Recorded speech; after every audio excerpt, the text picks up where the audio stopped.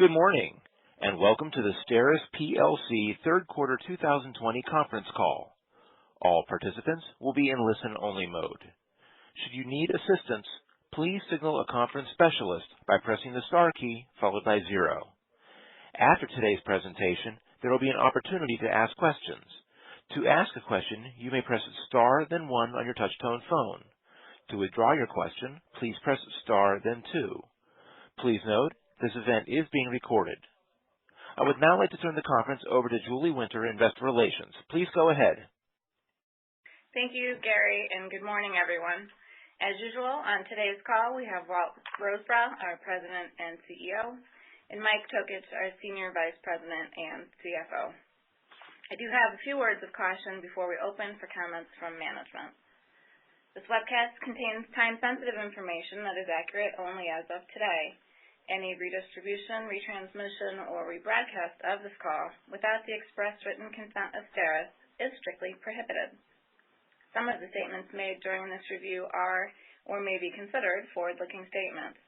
Many important factors could cause actual results to differ materially from those in the forward-looking statements, including, without limitation, those risk factors described in STERIS's securities filings. The company does not undertake to update or revise any forward-looking statements as a result of new information or future events or developments.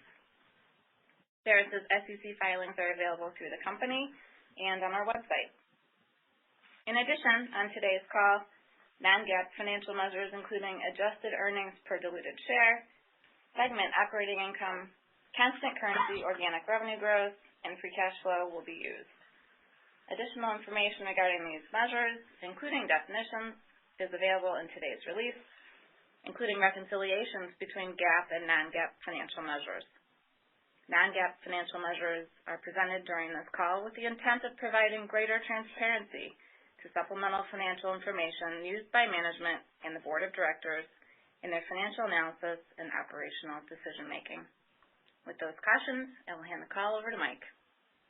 Thank you, Julie, and good morning, everyone. It is once again my pleasure to be with you this morning to review the highlights of our third quarter performance. For the quarter, constant currency organic revenue growth was 12%, driven by volume and 60 basis points of price.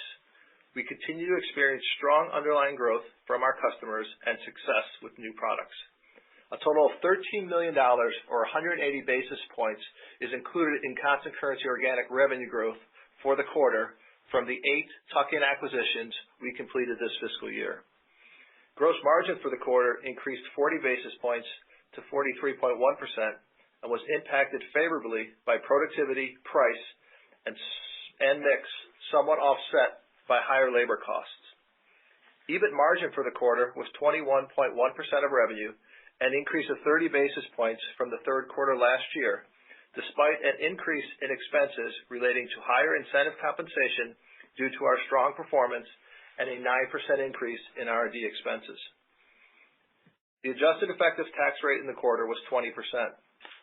Net income in the quarter grew 16% to $124 million, and earnings increased to $1.45 per diluted share, benefiting from revenue growth and margin expansion. In terms of the balance sheet, we ended December with $199.2 million of cash and $1.1 billion in total debt. During the third quarter, capital expenditures totaled $55.5 million, while depreciation and amortization was $49.6 million. Free cash flow for the first 9 months declined, as anticipated, to $238.1 million, primarily due to the planned increase in capital spending. Our capital expenditures have been lower through the first 3 quarters of the year due to the timing of capital projects. As a result, we are decreasing our full-year expectations for capital spending to $240 million and increasing our free cash flow expectations to $340 million. With that, I will turn the call over to Walt for his remarks. Thanks, Mike, and good morning, everyone. Pardon me. As you've already heard, our third quarter continued the trend of outperformance we've seen the last several quarters. We experienced solid growth across all of our segments and in total delivered double-digit constant currency organic revenue growth for the third consecutive quarter, exceeding our expectations. Our healthcare specialty service segment had a significantly stronger quarter than we anticipated, driven by double-digit growth in the repair business and continued contributions from new outsourced reprocessing centers coming online. Margins in this segment were impacted somewhat by startup costs for our outsourced reprocessing centers and personnel costs to support future growth. Life Science also outperformed in the quarter with good growth in consumables and a record level of capital equipment shipments. Even with the strong shipments, our increased capital orders allowed us to end the quarter with record backlog levels in Life Science. AST continued its outstanding revenue performance this year, growing 15% on a constant currency organic revenue basis for the quarter. We continue to see strong growth from our core medical device customers around the world. And lastly, Healthcare Products delivered a solid quarter with particular strength in consumables. We continue to benefit from our new consumable products as well as recently acquired businesses. Our service maintenance revenue has grown too and was augmented by installation revenue due to the strong capital shipments in the first half of the year. Based on our performance year to date and expectations for the rest of the fiscal year, we are once again revising our full-year outlook.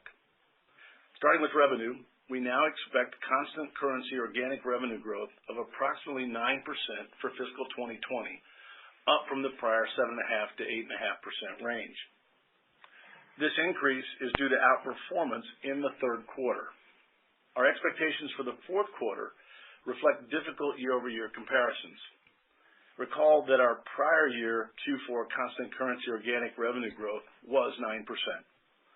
In particular, we expect capital equipment to be roughly flat across the businesses in Q4. In Healthcare Products, which makes up the bulk of our capital equipment revenue, we have very difficult comparisons against the strong fourth quarter last year. As we mentioned in the past, we continue our efforts to level our capital shipments and avoid fourth quarter spikes. Given the strength we have seen so far this year and our expectations for the fourth quarter, we now anticipate adjusted earnings per diluted share to be at the high end of our $5.50 to $5.65 range. As a result, we continue to expect another year of record performance in 2020. We believe the short-term and long-term future for STERIS is bright, and we appreciate your ongoing support. Now, before we open to Q&A, I would like to comment on coronavirus. As you probably know, China is a relatively small piece of STERIS's global revenue, so we don't anticipate any material impact to revenue from the coronavirus as a result of China's sales this fiscal year. On the supply chain side, although the situation is fluid, we are in regular communication with our Chinese suppliers. At this time, we believe we should be able to mitigate any issues that may arise, so there are no material impacts to revenue due to the supply chain issues this fiscal year as well. We are in contact with our customers to understand how the situation is impacting them and what we can do to help. We're also in contact with our people and are deeply concerned for their health and safety. Our China operations have been closed since the Lunar New Year, except for limited operations to support critical products, and we will continue to follow the guidance of the government and do what is best for our people. Like most businesses, we have restricted travel to and from China across the company. With that, we are happy to take any questions you may have. Julie, can you open the call for Q&A, please? Thank you, Walt and Mike, for your comments. Gary, if you would please give the instructions, we can get started with Q&A. We will now begin the question and answer session. To ask a question, you may press star then 1 on your touch-tone phone. If you are using a speakerphone, please pick up your handset before pressing the keys. To withdraw your question, please press star then 2. At this time, we will pause momentarily to assemble our roster.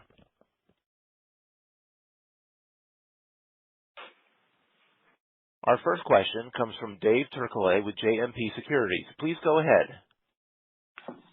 Good morning. Thank you. Walt, one for you off the bat here. If 1Q was a hot quarter, I'd love to ask you what you call this quarter. Pretty darned. To get into a serious question here, but yeah, I guess there was no one-time impact here, right? There was no extra days or anything like that.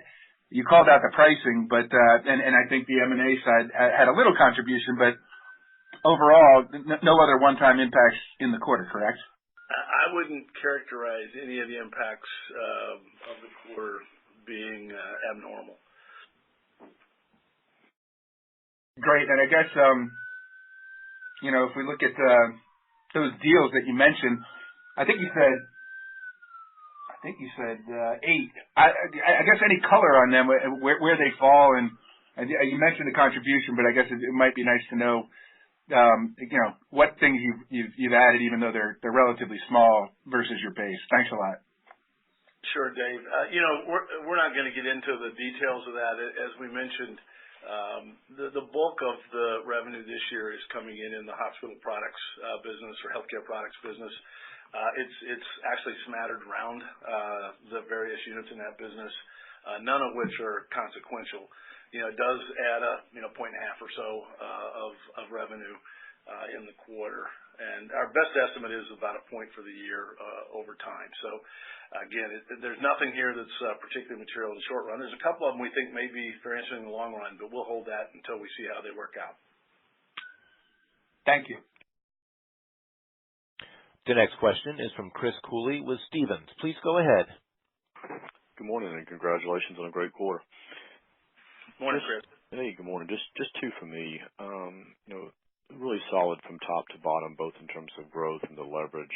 I guess just a couple things we wanted to get our hands a little bit better around, and specifically when we look at healthcare products, you had a really strong year-over-year increase in consumables. I'd like to understand a little bit more about what drove that, and then why, I guess the offset to that, why we didn't see more margin expansion with that level of growth and that percentage of contribution in healthcare products coming from consumables within the broader category there from the segment margin. I've just got one more follow-up after that. Thanks. Yeah, Chris, it's Mike. In the consumables, a portion of that growth is actually from some of the acquisitions that we just completed. It's about $8 to $10 million of that, something of that nature, Julie, right? Mm-hmm. Yeah. So for the quarter, $8 to $10 million of impact, favorable impact, obviously on the revenue side from some of the acquisitions we just completed. The other point, Chris, is, as we mentioned, our service had a strong, service of part of consumables as we look at it, and service profitability is not as strong on an ROS basis as is the chemistry type products and endoscopy type products. And so that has had more of an averaging effect. It looks more like capital. Obviously on an ROE basis, it's pretty good because there's very little capital, but on an ROS basis, it's not as strong. Certainly. And then I guess just, lastly for me, as we look ahead, beyond the remainder of this fiscal year, seems to be a hot topic out there right now about capacity at AST. Could you just kind of maybe walk us through where you are in general terms from a capacity perspective, thoughts on incremental CapEx, and just, how you can see that business growing from a longer term perspective? Thanks so much. Sure, Chris. I'll let Mike talk about CapEx, but at a high level, obviously our ethylene oxide plants are pretty full right now, and they've had increased pressure, if you will, or fullness. It has moved from the U.S. to overseas as we're now processing some things that would normally have processed in Americas overseas. So they're getting more full. Having said that, we continue to add capacity. And so there's two ways we add. One is by adding facilities or growing the number of chambers inside the facilities. The other is being more efficient with lean approaches inside those facilities. And we're doing both. So although we are more full than normal on the ethylene oxide type facilities, we continue to grow the ability to grow, if you will. By the same token, on the radiation side, we can also continue to grow our ability to grow. And there we've talked about a number of plants that are being built or added or opened across our global network. And we're doing so in a very technology neutral approach. That is, we're adding e-beam technology, we're adding X-ray technology, and we're adding capacity in the cobalt facility. So we do see that as the approach. We clearly see greater growth in the e-beam and X-ray type facilities than in any of the others, actually. And so that's where we're placing our money. Mike, I don't know if you want to talk about CapEx. Yeah, Chris. So at the beginning of the year, our view was we were going to spend about $100 million in growth CapEx in AST alone. Obviously, that number has come down a little bit because of just the timing of projects. And I think we have about 8 recent projects that are being worked on that we've announced. Our view would be it's just a timing issue. So next year, I would look at CapEx being probably at that elevated level once again, and maybe even for the next year or two after that. Obviously, with the growth that we're seeing from our customers from the medical device industry, we need to continue to add capacity to maintain the current growth. And I would say, I mean, as I've talked about a lot, we see the medical device business growing. We're in the middle of the baby boom right now, and the baby boomers are largely entering, the biggest part of the baby boom is entering the high healthcare spending years, and things like orthopedic implants and stents and all those good medical devices to improve our lives get used a lot more when you're 65 and 70 and 75 than when you're 45 and 50 and 55. So we see sustained growth for our customers on a unit volume, at least for the foreseeable future. And that creates sustained growth for our AST business as well as our hospital business or healthcare business. But I would add that given our global network, it is, I think, easier and easier for global type companies to work with someone like us who has broad coverage. We can move from plant A to plant B if they need to for whatever reason. And also they can count on a single quality system and single regulatory system. So I do think that is helpful for us to grow a bit faster than the market.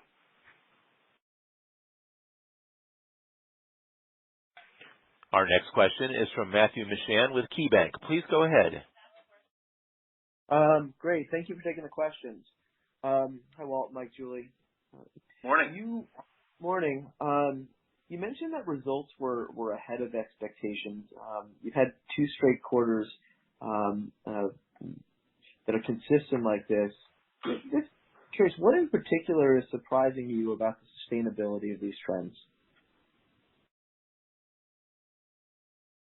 Well, I guess, Matt, I'll answer in 4 or 5 years if they sustain, then I'll feel even more strongly about the sustainability. But a lot of the things that we have been working on seem to be coming together right now. So, if you walk through them, we talked about the nice growth in the healthcare services business.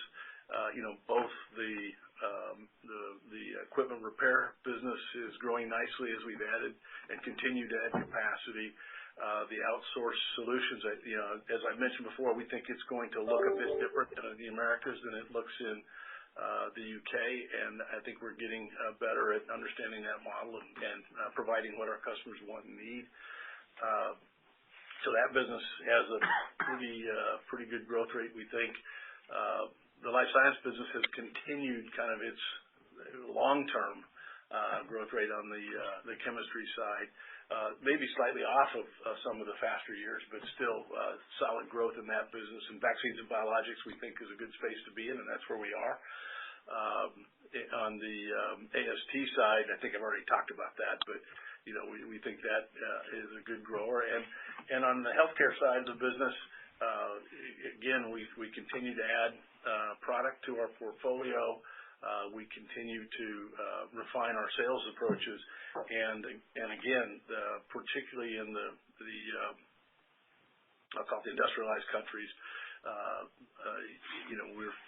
we're facing the middle of the baby boom coming through, and that's going to be like a pig through a python, in my opinion, for the next 10 to 15 years. So, the underlying market demand is good, and we're doing our jobs to pick up at least our fair share of that. All right. And then how have your conversations, evolved with like the major healthcare systems, especially with your scale. I'm just trying to understand how interconnected some of the growth is across businesses like healthcare products and healthcare specialty services. Are they looking at you differently and trying to consolidate more business with you? Matt, that's an excellent question. The answer to your question is yes. We are clearly seeing more interconnection between the healthcare service business and the healthcare products business. In some respects, one is the customer of the other, and so oftentimes when we're looking at things, we're able to talk to the hospitals about what their needs are, healthcare systems, and what their needs are. And for one, it might be I add a little more to the business, to the CSD that I have. The other one may say, gee, I'll add some more, but can you take over some? Another might say, gee, we'd like you to run our ORC, but we still need to have centers in turn centers in our ambulatory surgery centers. I mean, they are evolving their business model in this space, and having the full spectrum of products and services across that space does put us in a different position to give them what they want, independent of what we might think is the best thing. And so it's like most of the things we do. We work hard to be technology neutral, approach neutral, have a broad spectrum of things that we can offer our customer, and let them choose which piece of the spectrum they want. Okay. That's really helpful, color. Could you also give us an update on the ORC model? You're talking about that a little bit more now. I think you previously quoted like $50 million in business on 3 contracts. Have those at least launched and are running as expected? Again, we don't talk about specific ones. We have now more centers up. I don't know that we're going to give those numbers, but we have more centers up. I know we're not going to give locations to talk about our customers, but we have more centers up. Some of them are more like micro centers. Some of them are more like larger centers. But the numbers we have quoted for our growth forecast for the ORCs, we continue to exceed those, which is a part of the reason HSS has beaten our expectations. Okay. And then last question, and it is a multi-part question. So just warning you in advance. I thought you guys did at the FDA panel. I thought you did an excellent job. I thought you guys were clearly the on EO. Were clearly the adults in the room. So I just wanted to ask some follow-up questions on sustainable EO. Like, how long would it take to switch practices from traditional EO to sustainable EO at a facility? What is the incremental cost of implementing that at a medium-sized facility? Does it require new equipment? And what would be the cost savings of using less EO? I'm going to work backwards on your question, Matt. Okay. It costs nothing in the facilities and does not require any consequential change to equipment, gas, whatever. So that is a non-cost item. It does cost our customers and us working together. We have to revalidate the fact that the process, which uses oftentimes half the gas that the traditional processes use, it does. We have to make sure we know we're using less gas, so we don't have to validate that part of the question. We know there will be less effluent, so we know that's not an issue. And we also know the FDA pays particular attention to how much residual gas stays in the product. So if it gets implanted into the patient, that's okay, but we know that's better because we're starting out with less gas. So all those things are known. We just need to be absolutely positively sure that we are sterilizing the device when we do that, and that requires validation by the customers and us. We are working with it also currently or historically requires the agency to look at it and approve it. We are working with the agency to lay out templates to make that far simpler for our customers and far less of a regulatory burden for our customers to be able to do that. So I'll call it the cost or the switching cost is all around validation than any other, I'll call it, material cost. Now, obviously, it uses a little less gas. That cost is largely immaterial in the process. So, the delta in the gas usage is relatively immaterial. And frankly, in most cases, our total cost is immaterial relative to the transportation cost in the process. So this is not a big cost issue. It is a get it right issue, and both we and our customers are very serious to make sure that in enhancing what's potentially in the environment, that we do not take any risks that the product is not sterile. And, right now I'm going to use a word that's an oxymoron. Today in many cases we're over-sterilizing. Now, once you kill all the bugs, you can't kill them again. So we're over-gassing and not really over-sterilizing. And to the extent we're over-gassing, we don't need to do that. It takes time, but it's not, it's measured in months for any specific customer and any specific product.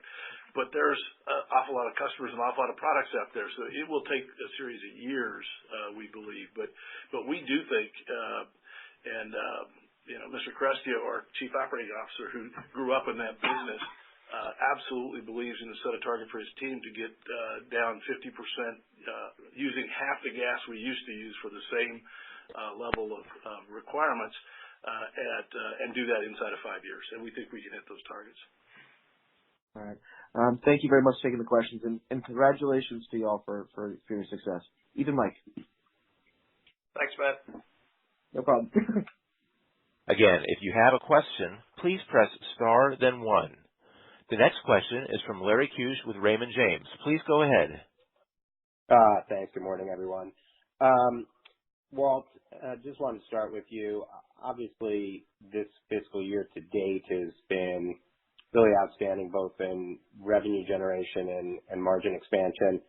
I'm just wondering, as we all start to think about fiscal 21, and I recognize you're not providing guidance, but can you help us just think about any sort of puts and takes that we should be considering for both, as we sort of look at revenues and margins for next year?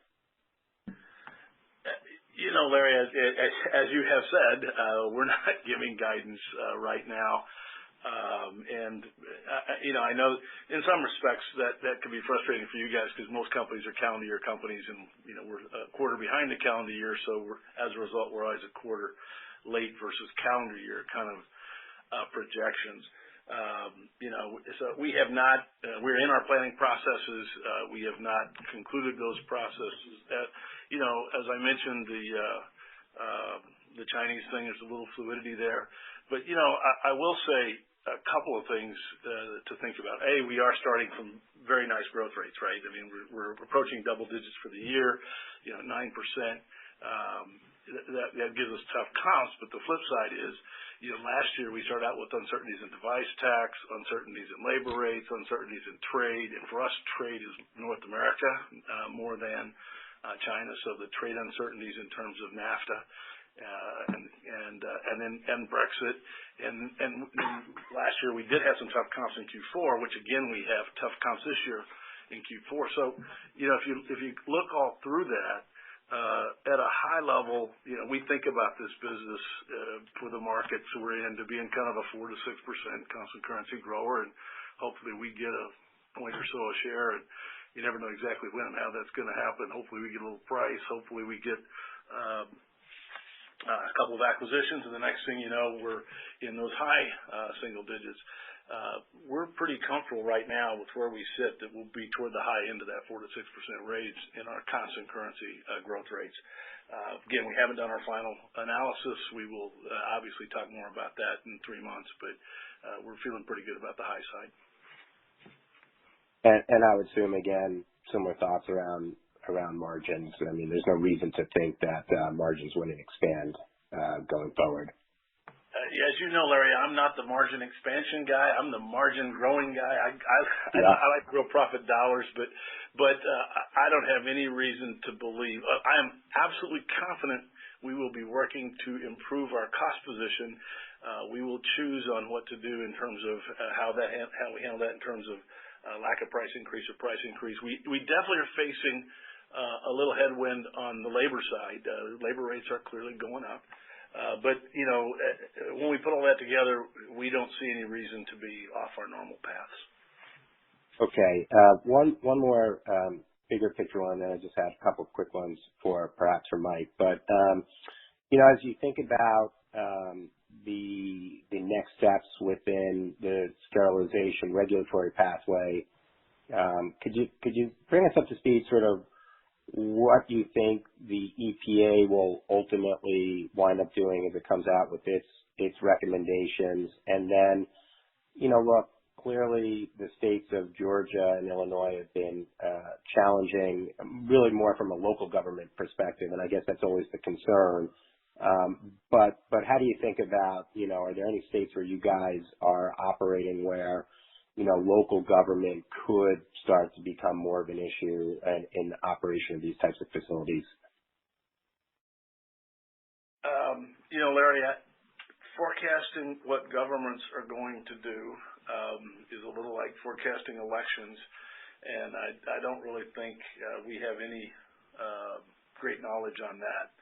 I will say, and I mentioned it last time, we have been impressed with the way the FDA has taken this bull by the horns, knowing that there is 50-some-odd% of the devices are sterilized by ethylene oxide that need to be sterile, and so it's very important to them to keep those supply chains moving. And I think they're doing a superb job of working on that. The EPA, and particularly because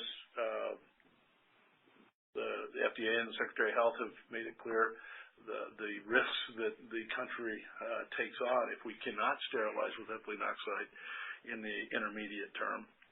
I think they would have done a nice job, but I think they are taking a nice methodical approach. It would be very easy for them to make a snap judgment, but from what we see, the way they've requested information, the way they're asking all types of players in this space, the manufacturers of the devices, those who sterilize, and those who are concerned about those issues in the environment. By the way, we're in two of those. Well, we're all three of those three buckets. So we're concerned about the environment, we're concerned about sterilization, we're concerned about a device manufacturer, being a device manufacturer. So it seems to me they're taking a very balanced approach to this process. We do feel, our own opinion is, we feel that we're at the high end of the industry in terms of the way we handle things. Our move toward sustainable EO a couple of years ago now certainly led the industry, and we're clearly seeing people being very interested in that approach now. We also know the design of our facilities and the way we handle the gas and the way we remediate the gas is at the high end, or I'll call it the good end of the industry. So we're very comfortable that we have been and are safe for our people and our communities. But that doesn't mean we can rest on our laurels. We intend to get safer and safer, which is why we do this 50% reduction, and we're always looking at the way that we handle the gas inside and outside our facilities, and we'll continue to do so. And by the way, that's not just a comment about the United States, that's a comment about the world. We are not, assuming that the only people that care about ethylene oxide gas are Americans. And so, that's our approach. We're comfortable, as comfortable as one can get, I guess, because you can always have something occur. You are correct. In my own view, the bigger risk in the short run, at least, is local and state governments.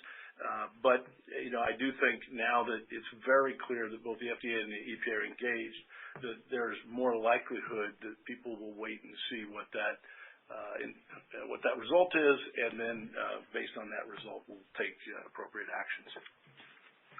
Okay, very good. And then for Mike, just wanted to think a little bit about the investments within HSS. The operating margin of that business unit has trended down over the past 3 quarters. I think it's 10.7% this quarter on an operating margin basis from 14.6% in the fourth quarter of 2019. So just again, want to make sure I'm understanding the investments. It seems pretty straightforward, but just want to make sure we're understanding that. And then what's the right way to think about, margins for this business going forward? And then the second question, Mike, is You talk about 100 basis points or so of growth being added by M&A this year. What is the threshold for when you kind of pull that out of organic growth?